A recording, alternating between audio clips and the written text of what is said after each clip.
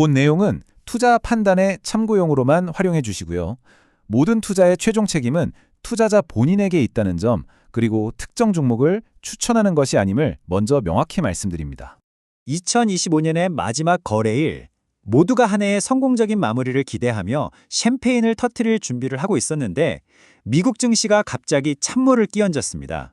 오늘 이 예상치 못했던 하락 뒤에 어떤 진실이 숨어 있었는지 그 진짜 원인을 샅샅이 파헤쳐 보겠습니다. 바로 이 질문이 오늘 우리가 풀어야 할 핵심 미스터리입니다. 정말 이상하지 않나요? 딱히 큰 악재라고 할 만한 것도 없었는데 다우, 나스닥, S&P 500 할 것 없이 주요 지수가 모두 하락 마감했죠. 도대체 우리가 모르는 사이에 시장 뒤편에서는 무슨 일이 벌어지고 있었던 걸까요? 아마 많은 분들이 연말에 이런 느닷없는 하락을 보면서 가슴이 철렁하셨을 겁니다. 요즘처럼 변동성이 큰 장에서는 솔직히 계좌를 열어보는 것조차 두려운 마음, 저도 충분히 이해합니다. 하지만 오늘 그 원인을 명확히 알고 나면 적어도 막연한 불안감은 걷어낼 수 있을 겁니다. 화면에 보이는 숫자를 보면 이게 그냥 가벼운 조정이 아니었다는 걸 알 수 있습니다. 시장 전체가 파랗게 질렸죠. 특히 주목할 점은 그동안 시장을 앞에서 끌고 가던 기술주, 특히 반도체주의 낙폭이 가장 컸다는 겁니다. 이건 단순한 숨고르기 이상의 의미가 있다는 신호거든요. 자, 그럼 본격적으로 사건의 진실을 추적해 보겠습니다. 놀라지 마세요. 범인은 주식시장 안에 있지 않았습니다. 전혀 예상치 못한 곳, 바로 원자재, 그중에서도 귀금속 시장에서 나비 효과가 시작됐습니다.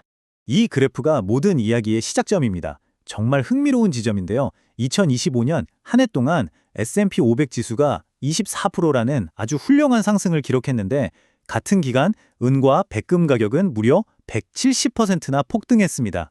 170%요?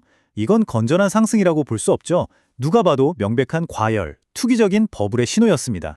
아니, 왜 이렇게까지 비정상적으로 올랐을까요? 물론 좋은 이유들도 있었습니다. 연준이 금리도 내려주었고 달러도 약세였죠. AI나 친환경 에너지 때문에 산업 수요가 늘어난 것도 사실입니다. 하지만 이 모든 펀더멘탈을 가볍게 뛰어넘는 결정적인 이유는 바로 마지막 항목, 과도한 레버리지, 즉 빚을 동원한 투기적 수요가 시장을 거의 광기에 가깝게 만들었기 때문입니다. 그리고 이 뜨거웠던 파티는 아주 간단하게 끝이 났습니다. 이 슬라이드가 그 연쇄 반응, 마치 도미노가 넘어가는 과정을 완벽하게 보여주는데요. 첫째, 귀금속 시장이 투기 열풍으로 잔뜩 과열되어 있었죠. 둘째, 시카고 상업거래소 CME가 이 과열을 보고 이건 너무 심한데 하면서 갑자기 증거금을 대폭 인상하는 충격을 가합니다. 셋째, 빚내서 투자했던 사람들은 갑자기 돈을 더 구해야 하니까 눈물을 머금고 포지션을 강제로 청산당하는 대량 매도 사태가 벌어집니다. 그리고 마지막, 여기서 생긴 손실을 메우고 현금을 확보하기 위해 멀쩡한 주식 같은 다른 자산까지 팔아치우면서 그 충격이 주식시장으로 그대로 전염된 것입니다. 좋습니다. 범인도 찾았고 사건의 전말도 파악했으니 이제 가장 중요한 순서죠. 이 사건이 과연 2026년 시장에 대해 우리에게 무엇을 말해주고 있을까요?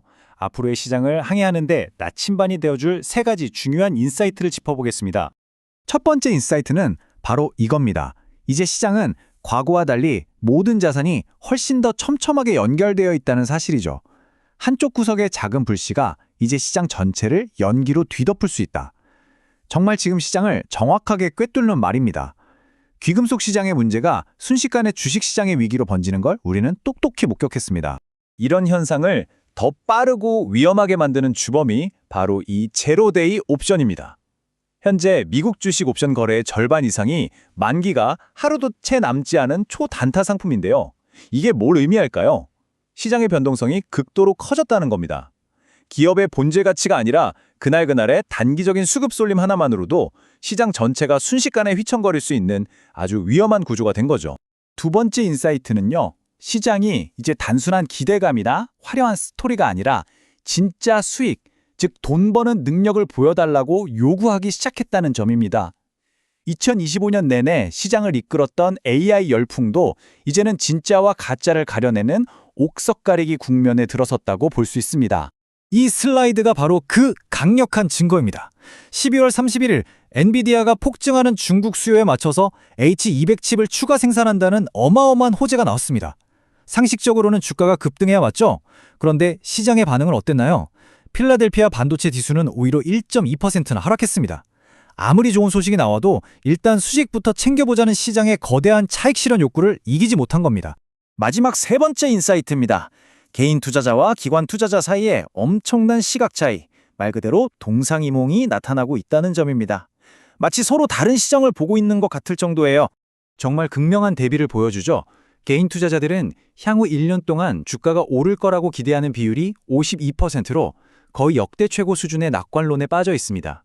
반면에 스마트머니라 불리는 기관들이 주로 움직이는 채권 시장에서는 국채금리가 하락할 거라는, 즉 경기 둔화 가능성에 베팅하는 움직임이 급증하고 있습니다. 개인들은 죽배를 들고 있는데 월스트리트는 조용히 다가올 폭풍호에 대비하고 있는 형국인 셈이죠. 자, 지금까지의 분석을 바탕으로 이 험난한 새 시장이라는 바다를 항해하기 위한 몇 가지 전략적 원칙을 정리해 보겠습니다. 특정 종목을 추천하는 게 아니라 어떤 파도가 덮쳐도 흔들리지 않을 단단한 사고방식에 대한 이야기입니다. 이 네 가지는 새해 시장을 위한 비상벨이라고 생각하고 꼭 기억해 주셨으면 합니다. 첫째, 위험은 이제 예상치 못한 곳에서 갑자기 찾아옵니다.